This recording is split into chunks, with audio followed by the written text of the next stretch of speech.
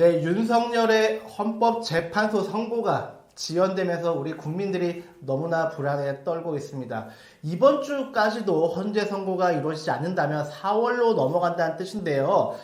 이 국민들의 이 불안한 마음을 어떻게 달랠 수 있을까요? 저희가 오늘 방송에서 왜 이런 사태가 벌어졌고 앞으로 우리가 어떻게 하면 좋을지 함께 얘기 나눠보겠습니다. 오늘도 더 좋은 정치연구소 정호진 대표님 나와 계십니다. 안녕하십니까? 네, 반갑습니다. 안녕하십니까라고 말씀드리기에는 지금 저희가 직면하고 있는 이 상황이 정말 녹록지 않은 것 같습니다. 네, 하루빨리 좀 헌재 탄핵 선고가 특히나 피청구인 윤석열 파면 결정이 있기를 간곡하게 간절하게 바라는 마음뿐입니다. 예, 그 헌법재판소의 이 선고가 지금 우리 예상보다 최소 보름에서 한 달 정도 지연되고 있습니다.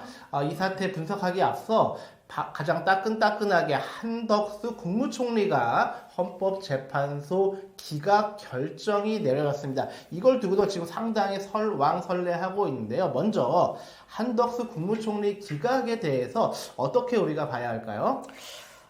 일단은 이 한덕수 관련돼서 예를 들어서 헌법재판관 임명과 관련된 부분에 있어서 위법 사실은 있으나 파면 정도는 아니다. 네. 라고 일단 나왔고요. 그 외 나머지 부분과 관련된 부분들은 위법이 아니다라는 게 좀 다수 의견으로 나왔습니다. 기각 5명, 인용 1명, 그 다음에 각하 둘인데요. 각하는 굳이 얘기할 필요가 없을 것 같습니다. 정형식, 조한창, 일단 국회에서 탄핵 선출 관련돼서 대통령과 동일하게 적용해야 된다라는 주장이 있는데 이건 이렇게 됐고요. 일단은 인용한 것은 이 정계선 재판관 뿐이었습니다. 저는 개인적으로 말씀드리면 정계선 재판관의 이 결정이 맞는 것 같습니다. 아니 지금 위법 사실은 있지만 파면 정도로 아니다 이렇게 나왔는데요. 그러면 앞으로 주요한 이 임명 권한을 갖고 있는 대통령이 예를 들어서 국회에서 또다시 이제 헌법재판관 계속 임명할 거 아닙니까? 이거 법 지키지 않아도 된다라는 거예요. 파면 정도는 안 된다라는 것인데 아니 대한민국 공직자들의 기본적인 원칙이 뭡니까? 헌법과 법률이 정한 바에 따라서 이거를 지키는 거예요. 그렇지 않으면 국민들이 이거 왜 지키겠습니까? 저는 그래서 사실 어제 한덕수 기각과 관련돼서 대단히 큰 유감을 갖고 있는 당사자입니다. 네. 그런데도 불구하고 좀 몇 가지 좀 의미심장한 부분이 있는 것 같아요. 윤석열 탄핵과 관련돼서 힌트 안 줬다, 안 줬다 이런 이제 기사가 많은데 저는 아예 안 주진 않은 것 같다라는 생각이 살짝 좀 드는 부분이 몇 가지 있었습니다. 네. 어떤 게 있을까요? 일단은 한덕수 어제 판결문을 보면요. 12페이지에 그런 게 나옵니다. 뭐냐면 비상계엄 전 국무위원들의 의견을 들어보고자 회의를 소집했다라는 부분이 있어요. 예. 회의라는 표현이 나옵니다. 근데 이 한덕수 판결문에 보면 유일하게 딱 회의라고 나오고 나머지는 다 국무회의라고 나옵니다. 국무위원들의 의견을 들어보고자 한 거면 국무회의잖아요. 근데 네. 국무회의가 아니라 회의라고 합니다. 네. 근데 헌재에서 이런 결정문을 쓸 때는 하나하나 단어에 대한 의미나 이런 부분들을 정확하게 하고자 하는데 한덕수가 계속적으로 주장했던 부분은 뭐냐면 나는 계엄 이거 동조하지 않았다. 난 방조하지도 않았고 난 반대 의견이었다. 이런 얘기하면서 그 국무회의는 흠결이 많았다라고 본인이 직접 수차례 얘기하지 않았습니까? 예. 그래서 다시 말해서 헌재가 이 국무회의 있지 않습니까? 네. 계엄 전에 선포 전에 소집된 국무회의와 관련된 부분을 절차상 하자 있는 국무회의다. 이거를 은연중에 담은 게 아닌가. 그렇기 때문에 다른 표현에서는 다 국무회의지만 여기서만 회의예요. 회의 소집을 하고 나옵니다. 그래서 여러분 아시겠지만 헌법재판소 같은 경우는 여러 가지 중에 하나라도 이 파면에 대한 부분이 해당되면 그럼 파면이거든요. 그래서 이 지금 국무회의와 관련된 부분이 계속적으로 논란됐던 부분 아니겠습니까? 네. 계엄 전 국무회의가 말 그대로 진짜 정확한 법률에 따른 국무회의였냐 아니냐 이런 부분인데 아니 예를 들어서 그 법률에 따른 국무회의가 아니면 그 계엄 자체가 사실 문제가 되는 거지 않습니까? 그래서 이 부분이 일단은 가장 좀 눈에 들어왔던 부분이고요. 내란죄와 관련된 부분이 일단은 국회에서 쟁점에 넣었다가 중간에 뺐습니다. 국민의힘은 이걸 가지고 절차상 하자에 따라고 계속적으로 얘기했습니다. 네, 그랬죠. 이거 거의 완전히 금과 옥조처럼 여겼는데요. 어제 이에 대한 부분들을 전혀 다루지 않았어요. 예. 그렇다고 한다면 이 국민의힘이 강력하게 주장하는 절차적 하자에 대한 부분들은 이 헌재에서는 이건 신경도 안 쓰고 있는 거다라고 네. 한다면 절차적인 문제 가지고 지연된다라는 얘기가 그동안 좀 있었는데 그 부분은 아닌 것 같다. 네. 그렇다라고 한다면 헌재에서 크게 네 갈래로 나눈 부분이 있지 않습니까? 네. 이 내용에 대해서 다툴 텐데 저는 그렇습니다. 제가 과문한지 몰라도 이 네 가지 부분들 국민들이 다 생중계로 본 거 아니겠습니까? 그렇죠. 계엄 선포하고 포고령 있고요. 국회 네. 선관위에 난입했고요. 군인들이. 그다음에 정치인 체포 관련된 부분인데 저는 이거는 뭐 다툴 여지가 없는 부분이 네. 아닌가 이렇게 좀 보고 있습니다.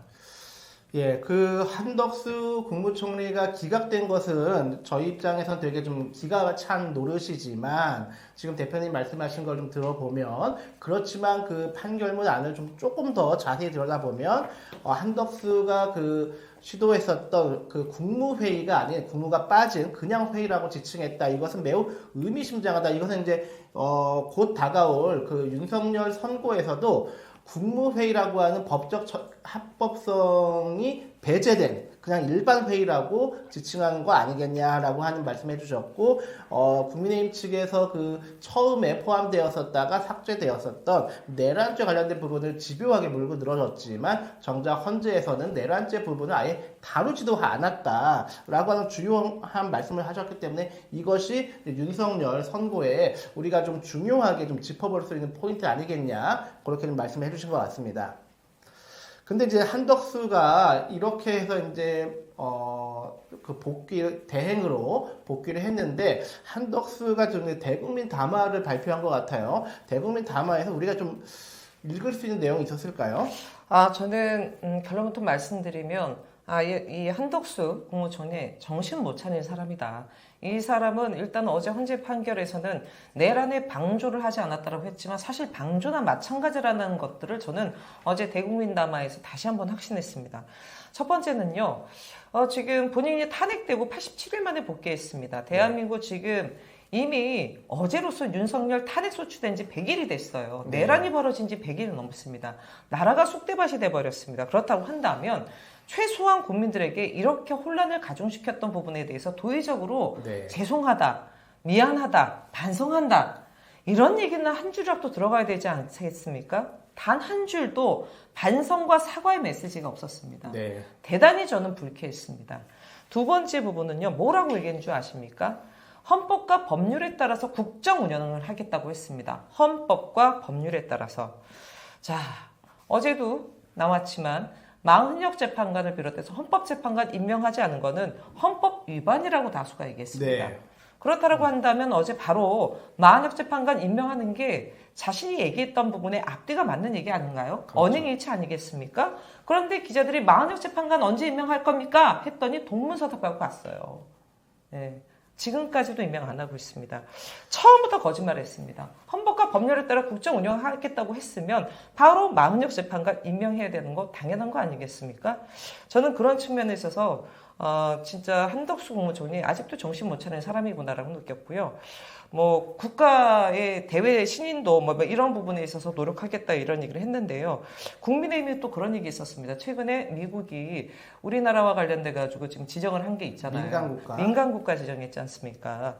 4월 15일부터 효력이 발효됩니다. 네. 이거 빨리 철회하도록 해봐요. 아니 본인 뭐 주미대사도 했고 미국 통일에매 어디 봅시다. 4월 15일까지 이거 지금 미국이 철회하는지 안 하는지 한번 보겠습니다. 네. 예, 그 한덕수 기가 찰 노릇인데 지금 우리가 조금 더 이렇게 좀 집중을 해서 좀 말씀드리자면 빠르면 2월 말 3월 초면 헌재 선고가 나올 것이다라고 예정을 했었고 아니 적어도 3월 중순, 적어도 3월 14일이면 헌재 선고가 나올 것이라고 했지만 오늘 방송을 하고 있는 이 시점까지도 헌재 선고는 지연되고 있고 이 정도면 헌재 선고가 좀 고의적으로 지연되고 있는 거 아니냐. 국민의힘과 극우 세력의 압력을 헌재 재판관한테 너무 심하게 받은 거 아니냐라고 하는 의혹을 단순 의혹으로만 치부하기는 어렵다. 그리고 이제 더욱더 우리 국민들이 불안해하는 것은 이번 주를 넘기면 이제 4월인데 4월이면 4월 18일에 그 두 재판관에 대해 임기가 종료된 시점이 다가오거든요. 이렇게 되면은 되게 좀 불안해지고 또 하나 바로 내일이죠. 내일 3월 26일이면 더불어민주당 이재명 대표에 대한 그 2심 선고가 예정되어 있는 날인데 2심에서 만약에 좀 중형이 선고라도 된다면 상당히 좀 극우 세력의 여론전이 강하게 불 수도 있다. 여기에 헌재까지도 영향을 받지 않을까 하는 그 복합적인 걱정과 우려가 우리 국민들 사이에 놓여 있는 것 같습니다. 헌재가 속히 선고를 해야 할 텐데 오늘까지도 현재 좀 지연시키고 있습니다. 이 전반적인 상황에 대해서 좀 어떻게 좀 생각하십니까? 참 너무나 답답하고 화나는 상황입니다만 지금 저희가 방송하는 현재까지도 지금 선고일이 안 나왔습니다. 네. 네, 여러분 아시겠지만 내일은 이재명 대표 선거법 위반 2심 선고가 있어요. 그리고 내일 또 모의고사가 있고요. 지금 네. 지금 상황에서 내일은 선고 안 합니다. 근데 헌재가요 목요일 날 일반 선고를 지금 잡았습니다. 이거를 네. 어제 공지를 했어요. 네. 근데 헌재가요 한 주에 2번까지만 그동안 선고를 했답니다. 네. 3번 선고한 적이 없대요. 그러면 월요일 날 어제 한덕수 탄핵 선고가 있었고요. 목요일 날 일반 선고가 있습니다. 그러면 28일 금요일 날 선고를 안 할 가능성이 상당히 높다라는 겁니다. 그러면 넘어가는 거예요. 네, 4월로 넘어간다는 뜻이거든요. 이렇게 되면 4월로 넘어가는 상황이 돼서 참으로 깝깝하고 안타까운 상황인데요. 문제는 이제 4월 18일 날 문영배 헌법재판관 직무대행, 권한대행과 그다음에 이미선 재판관 임기가 끝납니다. 네. 그런데 제가 보기에는 이 임기를 넘겨서까지 이거를 지원할 수는 없을 것 같아요. 네. 그건 왜냐하면 헌법재판관 이제 퇴임을 앞둔 2명의 헌법재판관으로서의 마지막 본인들이 정리를 할 건 정리해야 되는 거예요. 근데 만약에 진짜 이 4월 18일까지 못해서 뭐 이렇게 된다 그러면 본인들의 그동안의 이 판사로서 그다음에 대한민국 어찌됐건 간에 최고의 사법기관의 헌법재판관 권한대행까지 있고 헌법재판관이었던 이 부분에 대한 모든 히스토리를 다 그냥 무로 돌리는 부분이기 때문에 저는 그전에는 무조건 난다라고 봅니다. 그전에는 무조건 나는데 중요한 부분은 인용이 되는 것이지요. 네. 지금. 그래서 정말 지금 제가 아까 그 얘기도 빠뜨린 것 같은데 어제 지금 한덕수 대국민당의 민생 경제와 관련된 부분이나 우리 서민들 살고 지금 완전히 파탄 일보 직전이지 않습니까? 네, 네. 불면의 밤을 보내고 있고 이런 부분들을 헌재가 조금이라도 좀 인지한다면 지금 극우 아스팔트 세력 국민의힘 헌재 앞에서 아예 그냥 뭐 거적 깔고 앉아 있고 그 인근에 다닐 수 없을 정도로 지금 민폐를 끼치고 있는 상황이 있는데요. 이런 거에 아랑곳하면 안 됩니다. 서둘러서 빨리 선고를 해야 됩니다. 네. 이제 걱정이 되는 것은 무엇이냐면 우리 국민들이 그래도 헌법재판소에 대한 기본적인 신뢰가 있지 않습니까? 네. 적어도 이제 12월 3일 내란 쿠데타가 발생했지만 그 계엄을 국민들이 국회를 봉쇄해서 거기서 이제 그 국회의원들과 함께 힘을 합쳐서 계엄을 1차 저지했고 12월 7일 1차, 12월 14일 2차에서 탄핵을 의결시켰고요. 그리고 이제 지금까지 이제 헌재 심판이 왔는데 사실 작년 연말 생각해 보면 헌재 불안하다. 헌법재판관들의 성향을 보았을 때 약간 불안하다는 얘기가 있었지만 하지만 설마 이 정도 사태까지 벌어졌는데 헌법재판관들이 설마 헌법수호 의지를 구현하겠지라고 했는데 이것이 지금 오늘까지 이르고 있고 이 과정에 보면 1월 초에 서부지방법원 폭도들의 난동이 있었습니다. 그 재판관을 살해하겠다라고 하는 협박도 있었고요. 이러한 어마어마한 엄중한 폭동과 사태가 있었으면 이것에서 헌법재판관들도 누구보다 잘 목격했을 텐데 선고를 여기까지 지연시켰다?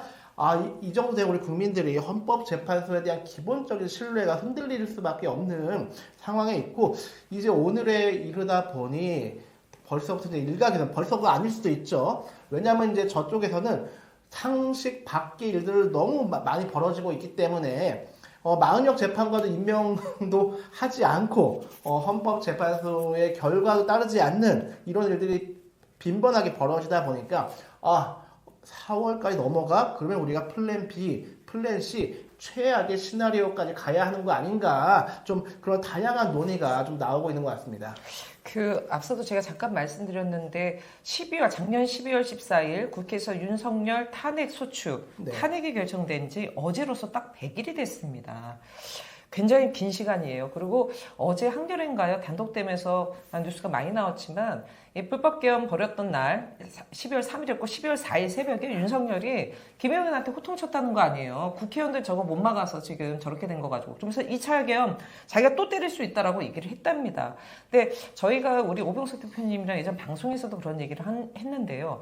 헌법재판관들이 지금 탄핵, 파면과 관련돼서 결정했을 때는 과거의 문제를 가지고 미래를 내다보는 건데요. 이미 윤석열은 만약에 탄핵이 인용이 안 되지 않습니까? 대통령 복귀하면요. 수차례 나오지만 이미 증거가 있지 않습니까? 계엄 또 때릴 거예요. 네. 윤석열한테 계엄, 내란에 면허증을 준다라는 게 이제 하나의 고유명사로 된 거 아니겠습니까? 네.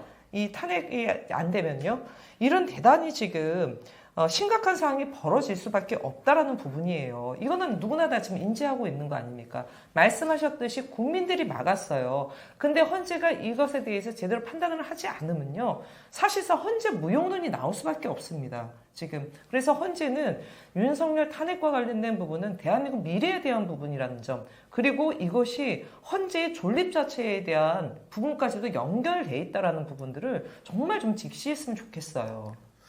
이제 헌법재판소에 대한 신뢰가 이제 무너지게 생긴 그러한 또 원인 중에 하나가 헌재 스스로 했던 말을 스스로 좀 번복하는 네. 사태가 발생했는데 맞습니다. 다른 어떤 사건에 우선해서 윤석열 탄핵권을 처리하겠다라고 했는데 지금 한덕수보다도 밀렸습니다. 사건 네, 번호에서 맞습니다. 윤석열이 한덕수보다 더 앞에 있었는데 한덕수 걸 먼저 처리했고 지금 윤석열이 밀렸고 아직까지 선고 길이 나오고 있지 않다 보니까 이거 뭐지? 우리 국민들 입장에서는 헌재 스스로가 밝혔었던 다른 사건보다 우선하겠다고 한 것에서 어긋나네? 해서 이거 뭐지 했는데 제가 곰곰이 한번 생각을 해본 거는 그래요.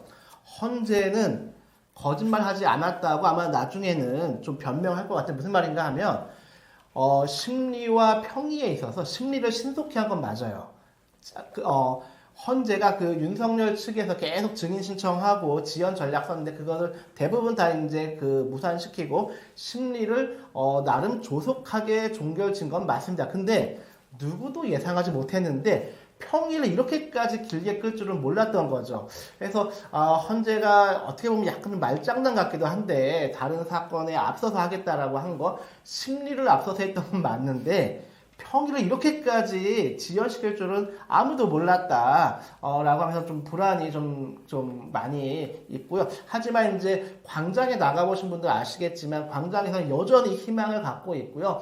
이제 단식하셨던 농성하셨던 그 각계 대표분들이 지금 12월을 넘다 연배가 막 70대 이러시냐, 60대, 네. 70대 이런 분들이 단식을 하시다 보니까 많이 힘들어 하셔서 지금 단식단이 1차에서 2차로 좀 교체가 지금 되었고요. 릴레이 하면서 단식을 또 하고 계시죠. 그리고 이제 국회의원들도 이제 단식에 들어갔다가 민영배 의원 포함해서 많은 분들이 지금 병원으로 좀 이송되시고 하지만 또 다른 의원님들이 함께 좀 단식을 하면서 지금 동참을 하고 있고 더불어민주당은 바로 이제 어제입니다. 어제 이제 그 광화문에 천막 당사를 차렸지 한 15년 만에 네. 야당에서 처음으로 천막 당사를 차렸다고 해 천막 당사를 차리고 좀 전면적으로 조금 이 사태를 비상하게 보고 있고 이번 주도 넘기면 상당히 이제 다음 주까지 가면 비상한 상황이기 때문에 자칫 윤석열 내란 수계가 복귀할 수 있는 정말 생각도 하고 싶지 않은 끔찍한 상황이기 때문에 이번 주 오늘입니다. 오늘 오후 2시에 남태령에 전국의 트랙터가 남태령을 집결해서 광화문으로 올라오는 그런 계획이 잡혀 있고요.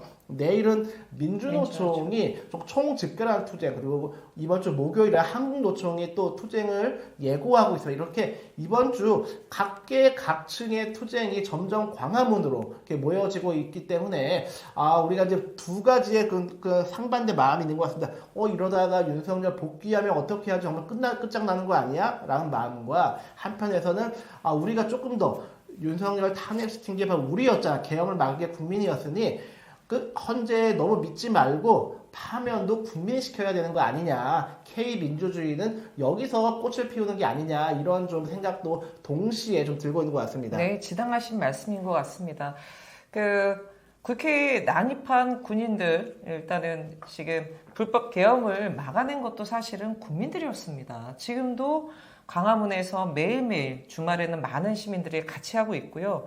지금 윤석열 파면에 대한 부분들을 만들 수 있는 것도 저는 일단은 뭐 현실적으로는 헌재가 판단하겠지만 헌재가 지금 구거 아스팔트 국민의힘의 이 여론에 주춤주춤 한다면요. 우리 국민들이 보여줘야죠. 저는 이미 수차례 대한민국 국민들은 그 저력을 보여줬던 당사자이자 주체라고 봅니다. 그래서 이번에도 반드시 그렇게 할 거라고 보여지고요. 이건 좀 다른 말씀이지만 어제 크게 화제가 됐던 게 중앙위원 전 논설위였던 김진 전 논설위원이 그거 밝히지 않았습니까? 윤석열 파면되면요 민중항쟁이 일어난다고요. 기각되면. 아니, 기각되면요. 예, 그래서 참 전 김진 전 논설위원 입에서 민중항쟁 얘기 나오는 거 보고 깜짝 놀랐습니다. 충분히 그렇게 되는 거죠. 그렇기 때문에 헌재는 이러한 민심의 소리를 좀 제발 귀 기울였으면 좋겠습니다. 예, 우리가 여기서 잠깐 복귀할 필요가 있습니다. 지금 일부 언론에서는 너무 이렇게 막 선고일을 남발해요. 막 확정적으로 남발하다 보니까 가뜩이나 불안한 우리 국민들이 더욱더 불안감을 호소하게 되었고, 일각에서는 좀 패배주의적인 그런 목소리도 들리는 것 같습니다. 그래서, 우리가 너무 심각하게 그렇다고 해서 패배주의에 빠질 필요는 없고, 우리가 12월 14일에 기적을 만들었던 것은 생각해보면 여의도를 우리가 국민들이 가득 채웠습니다. 한강 다리를 그냥 도보로 건너서 지하철을 탈 수가 없기 때문에 그렇게 여의도로 모여서 맞습니다. 겨우 200석을 맞습니다. 정말 겨우 넘겨서 맞습니다. 윤석열을 탄핵시켰고, 한남동에서 그 체포하기 위해서 그 키세스단이 밤을 새워서 눈을 맞으면서 그 투쟁을 했기 때문에 윤석열을 체포할 수 있었습니다. 근데 지금에 와서 이 사법 카르텔, 우리 법비들, 특히 이제 헌재까지 올 줄은 몰랐는데, 헌재를 포함해서 그들의 권력이 여전히 살아있기 때문에 그들이 지금, 법을 갖고 법기술 장난을 치고 있는 것 같은데, 이 종지부 역시도 우리 국민들이 찍어야 되지 않겠냐. 안타까운 것은 이제 광화문에 저도 이제 매주 이제 집회를 나가고 있는데, 여의도에서 보여주었었던 그러한 압도적인 그런 힘은 아직은 보이지 않고 있는 것 같습니다. 우리 국민들도 지금 불안하면서 지켜보겠죠. 이번 주가 끝이 아닌가, 그런 마음보다는 이번에 끝내겠다라고 하는 마음으로 광화문으로 국민들이 좀 집결해서, 이번엔 정말 윤석열 파면의 끝을 내야 되지 않겠냐, 좀 그렇게 생각을 해봅니다.